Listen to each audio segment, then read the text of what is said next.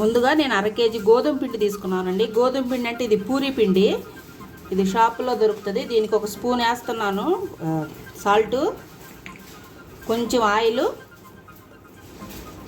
ఒకసారి కలుపుకుందాం మొత్తం.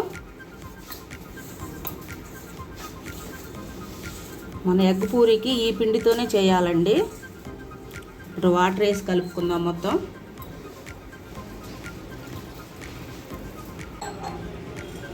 ఇదిగోండి పూరీ పిండి ఇలా కలిపేసాను. దీన్ని ఒక అరగంట సేపు బాగా నాననిద్దామండి. ఇప్పటికిప్పుడు చేస్తే పూరి పొంగదు. ఒక అరగంట సేపు దీన్ని ఇట్లా వదిలేసేద్దాం మూత పెట్టేసి. ఇదిగోండి ఇందాక పూరి చూపించాను కదా మీకు, ఇది ఇప్పుడు ఉండలు చేశాను. ఇది ఆయిల్ పూరి అండి. ఇది ఉండలు కోసుకొని ఆయిల్ పోసి పెట్టుకున్నాను. ఇప్పుడు మీకు ఒకటి చూపిస్తాను పూరి చేసి. ఎగ్ పూరి అంటే కొద్దిగా పెద్ద సైజు ఉండాలండి పిండి. ఆయిల్ పూరి అంటే ఏం లేదండి, మనం ఉండలు కోసేసుకొని దాంట్లో ఆయిల్ వేసుకొని పూరి పిండి వేయకుండా ఆయిల్తోనే చేసేసేయాలండి. ఇదిగో చూడండి, నేను దీనిపైన పిండి వేయకుండా ఉట్టి ఆయిల్తోనే నొక్కుతున్నాను. ఎలా వస్తుందో చూడండి. మనకి ఎలా కావాలంటే అలా సాగుతుందండి ఆయిల్ ఉంటే పల్చగా. మాది క్లౌడ్ కిచెన్ అండి, నాకు అందుకని ఈజీగా వస్తుంది. ఇదిగోండి ఆయిల్ బాగా వేడైంది. ఇప్పుడు పూరి వేసేస్తున్నాను.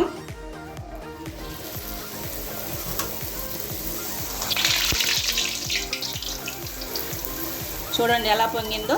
ఇప్పుడు రెండో వైపు తిప్పుకుందాం. చూసారా ఎలా వచ్చిందో. అయిపోయిందండి, తీసేస్తున్నాను. పూరి చల్లారిందండి. ఇప్పుడు పెను మీద వేస్తున్నాను. పూరి వేడి మీద వేయకూడదు, చల్లారితేనే బాగా వస్తుంది. ఇది ఎంతో టేస్ట్గా ఉంటుందండి. ఇప్పుడు దీని మీద కొద్దిగా కారపొడి వేద్దాం. ఇది నేను తయారు చేసుకున్న కారం అండి. దీన్ని ఒకసారి మొత్తం పూరి అంతా అయ్యేటట్టు స్ప్రెడ్ చేద్దాం.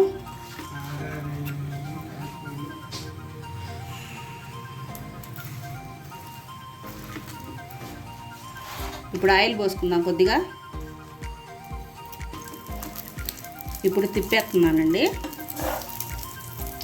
చూడండి,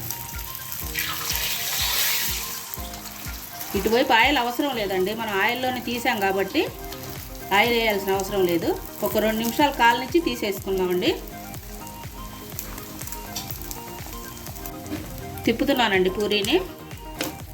ఇదో చూడండి ఎలా వచ్చిందో. ఇప్పుడు ప్లేట్లోకి తీసేసుకుంటున్నాను. మన ఎగ్ పూరీ రెడీ అయిపోయిందండి.